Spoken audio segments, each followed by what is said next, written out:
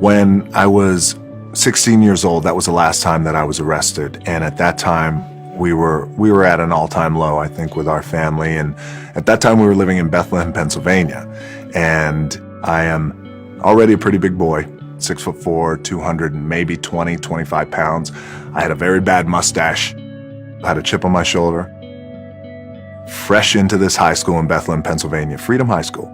I wanted to use the bathroom, but I didn't want to use the regular boys' bathroom because the boys' bathroom smelled like smoke and all the other fun stuff that boys' bathrooms smell like. So I'd go into the teacher's lounge and a teacher comes in. His name is Jody Cwik. Tough guy. He says, "Hey, you can't be in here." I kind of pause, look over my shoulder. Okay, I'll leave when I'm done. And I continue to wash my hands. I slowly dry my hands and I walk by him and I kind of just looked at him. I walked by, he looked at me, didn't say a word, but he was fuming. I went home that night and I felt bad. I just felt bad. Very next day, I found him and I went to see him in his class and I said, I just want to apologize for how I acted yesterday and I'm sorry. And I stuck my hand out and he looked at my hand and looked at me, looked at my hand again. He shook my hand. I'll never forget that shake. He wouldn't let it go. He said, "I want you to do something for me." "Yes." "I want you to come out and play football for me." I said, "Okay." He said, "All right. Have your word?" "Yeah, sure. You got my word." I didn't think much of it. I thought, okay, yeah, play some football. Like playing football? Sure. Cool.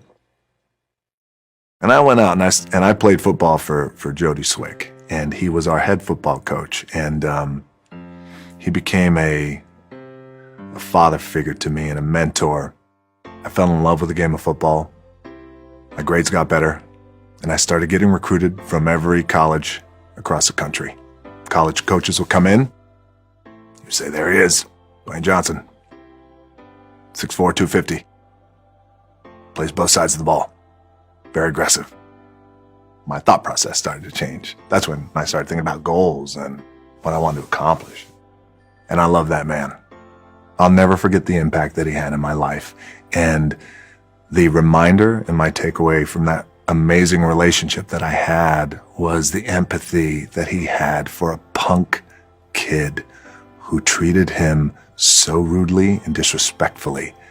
He looked past that BS and said, "I believe in you and I want to turn you around." Oftentimes when I see kids and they have been labeled, "Oh, they're punk kids." True. But there's good in them. And we got to see that potential. And I enjoy that today, seeing the potential in kids just like he did, especially kids who are kind of wayward and have been going through it. I know what it's like. So thank you, Jody. Thank you, buddy.